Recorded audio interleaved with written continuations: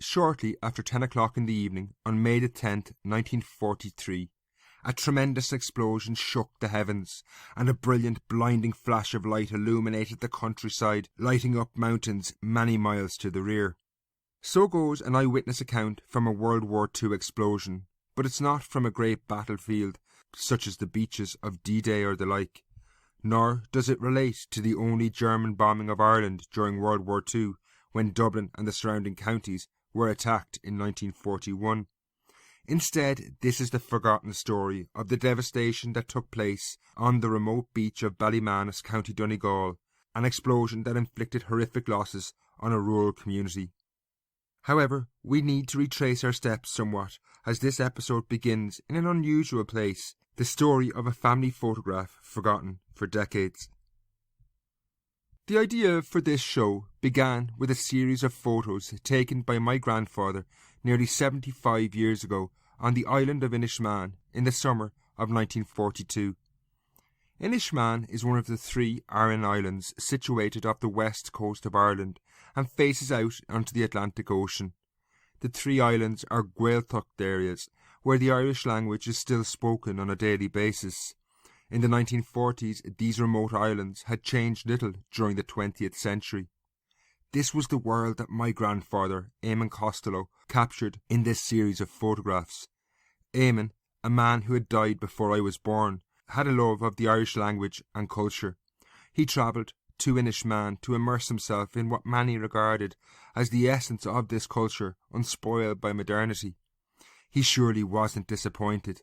His pictures reveal a traditional life on the island, largely untouched by the 20th century. The dress, the customs and lifestyle of the islanders, evident in the pictures, now seems to belong to another universe, let alone another century. Islanders lived in small thatched cottages, while they preserved customs handed down from one generation to the next, that had long been neglected elsewhere. In one picture, a boy, perhaps of 5 or maybe 6, is seen wearing a dress. This practice of male children wearing dresses was common across Europe until the turn of the 20th century, but had died out in most regions by 1942. While these pictures of this now disappeared world are fascinating, one in the collection stands apart. It's a bit out of place among the other scenes, which largely show traditional life as it was on Inishmaan. This picture was anything but traditional. My grandfather is seated in front of a dry stone wall, like those common across the west of Ireland. He seems very calm and relaxed. Then, to his right, is a large, spherical, metallic object that looks completely out of place in what is otherwise a serene environment.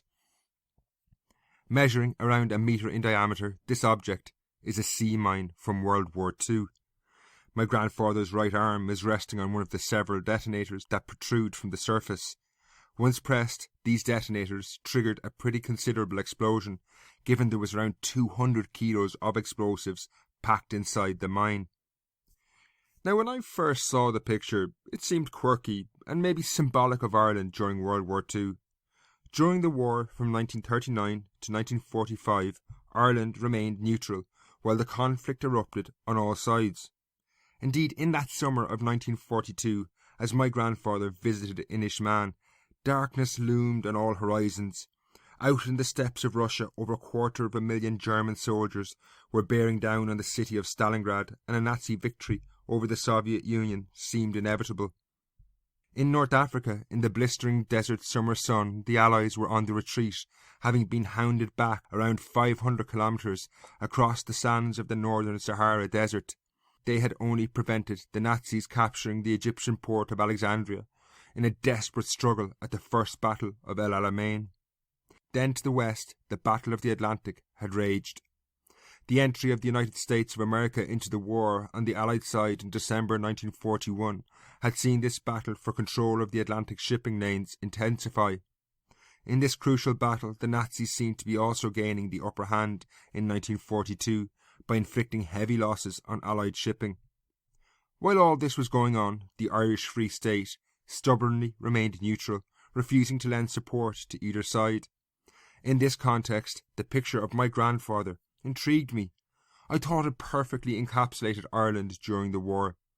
There he is, seemingly nonchalantly posing for a picture beside a sea mine on a picturesque island, seemingly oblivious to the dangers posed.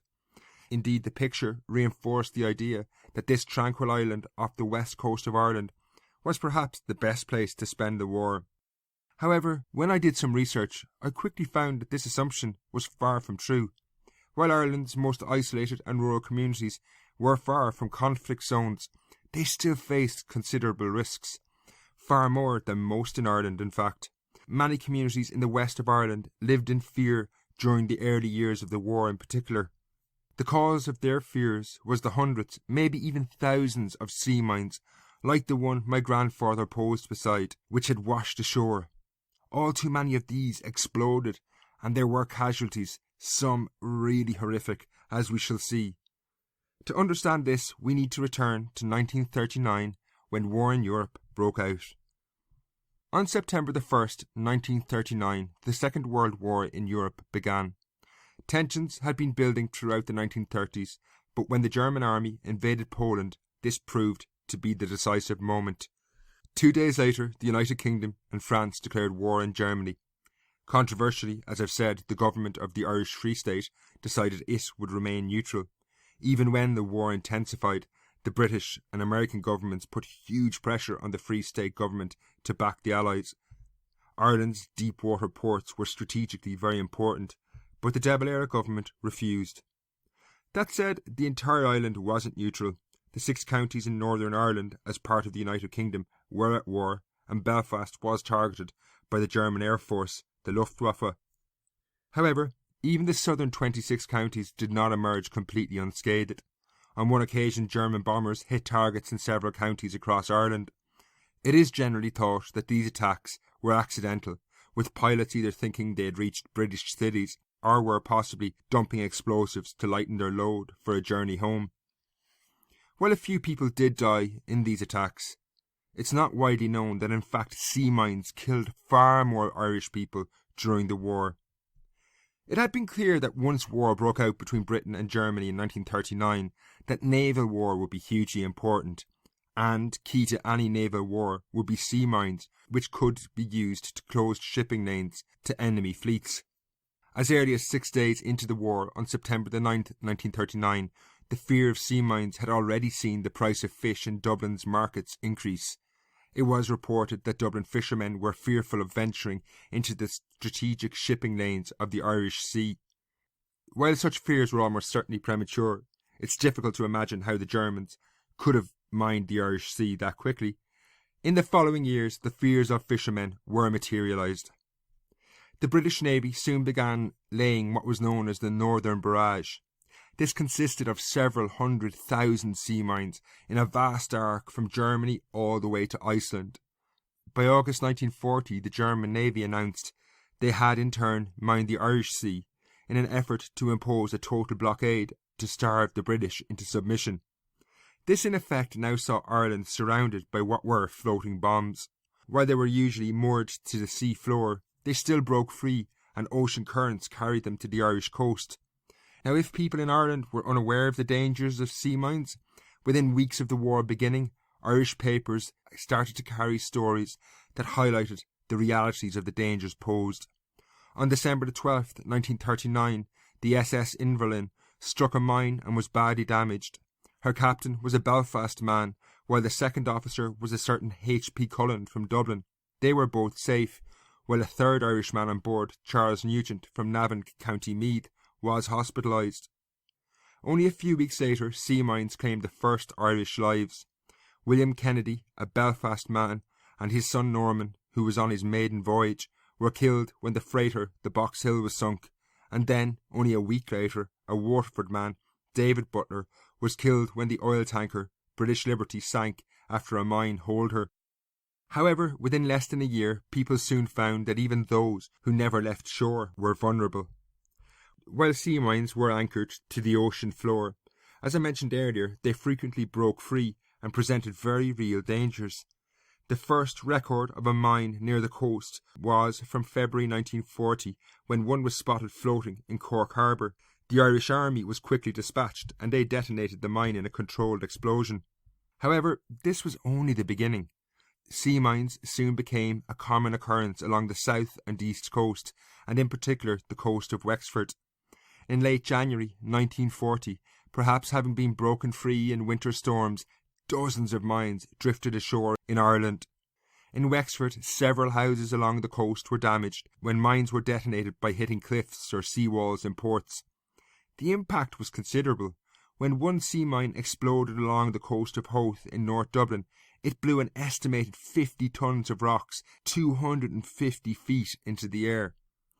While the coast of Wexford was most heavily impacted, the most devastating impact of these mines was in the more remote parts of Ireland. For example, a very serious situation developed in Tory Island in 1942. Tory is situated in an isolated spot off the north coast of Donegal. When a mine was carried close to the shore by heavy seas, it continually knocked against the rocky coastline, but failed to explode. While the army dispatched an explosive team to Falcarra, the nearest port, they could not travel to the island for several days due to heavy seas. This left the islanders in a highly precarious situation, waiting for the mine to detonate in what would have been a considerable explosion.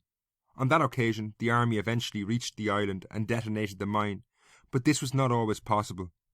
When mines drifted ashore on the island of Inishark, this rendered the entire population vulnerable. The island, which was inhabited by around 100 people, had no pier and was often inaccessible for several months in the depths of winter. To make matters worse, the island's small settlement was situated in a vulnerable spot with no hills or natural features for protection. In locations like this, all the islanders could do was retreat around 300 feet away from the location of the mine, leaving all windows and doors in their houses open. Otherwise, if they didn't, these would be blown out in the event of an explosion. On one occasion, in late May 1942, 3 incredibly brave fishermen from Inishark had to take their lives in their hands and row out to an approaching mine and tow it away from the shore and anchor it to the seabed in a safe location. They did this by travelling in a boat called a curragh, nothing more than a wooden frame covered in canvas. If that mine had detonated, they would have literally been blown to pieces. One can only imagine the fear they had to overcome to do this.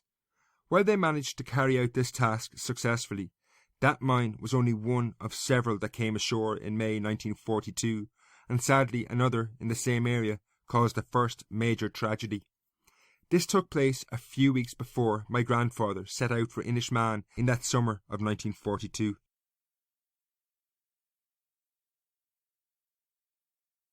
In June, dozens of mines were spotted off the west coast of Connemara, from Spiddal all the way to Leenane. Within a short time, over 20 had been detonated in controlled explosions. However, this could not prevent tragedy. On June 1st, 1942, 4 men from Inishbofin, an island near Inishark, left a pier on the mainland to travel home. Around 30 minutes after they set out in darkness, a terrific, deafening explosion rattled windows along the coast. The following day, when the island men did not appear on Inishbofin, it was obvious what had happened. Tragically, their bodies were never found, save a headless and legless torso which washed ashore on Achill Island further up the coast a few weeks later. Horrific as this tragedy was, it was dwarfed by an even greater loss of life in the following year of 1943. This took place at Ballymanus Beach in Donegal, the most northwesterly county in Ireland, on May 10th that year. The scale of the tragedy was horrific. Unlike the Inishbofin explosion, there had been all too many witnesses. That quote from the beginning of the show was how one person recalled the event. Just to refresh your memory, they had said, "Shortly after 10 o'clock, a tremendous explosion shook the heavens and a brilliant, blinding flash of light illuminated the countryside, lighting up mountains many miles to the rear." Within seconds of the explosion, 18 people lay dead or dying, bleeding onto what had once been a picturesque, pristine sandy beach. The scene afterwards was one of utter carnage, so much so that some of those who had been close to the explosion could not be identified in the aftermath. The event was a terrible tragedy. The mine had been spotted much earlier in the day some way offshore. However, as the tide came in that evening, the mine was carried closer and closer. A crowd had gathered, and while a Lieutenant Dunleavy from the army was present and warned people to stay well back, naturally curiosity won the day. Unfortunately, after a mine struck a rock and didn't explode, the crowd, believing it was more stable than it actually was, began to emerge from behind a hill where they had been seeking protection and began to move towards the mine. Accounts differ, but it seems that some people had tied ropes to the device and were beginning to haul it ashore in order to remove it from the sea. No doubt they felt it was safer on land than drifting up and down the shore. It was at this point that the mine exploded, wiping out a generation of young people from this rural community. The youngest to die was only 17, the oldest 34. One family alone lost 3 sons. Perhaps adding to the tragic nature of this event, the zenith of the war in the Atlantic Ocean was already passing. May 1943 saw the Allies sink 25% of the German U-boat fleet, which heavily impacted their capability to wage war. Indeed, not long afterwards, the Allies stopped mining the major seaways in the North Atlantic Ocean. These horrific events of May 1943 were the last deaths in Ireland arising from sea mines. Perhaps people were more aware of the risks posed by them, but also there were no new fields being laid after May, once the Allies had gained the upper hand. However, the threat from existing mines did remain a constant for many years to come. While major efforts were made to remove sea mines after the end of the war in 1945, it was an impossible task, and throughout the 1940s mines continued to turn up off the coast, needing to be disarmed. Indeed, as late as 1968, a live sea mine was found off the coast of Wexford, while in 1977 another drifted ashore in Kylemore Quay, also in Wexford. That brings another show to an end. I am currently putting an episode together on the controversial topic of the truth behind the claims of Irish slavery in the Americas. That will be a few weeks in the making. Until next time, Slán.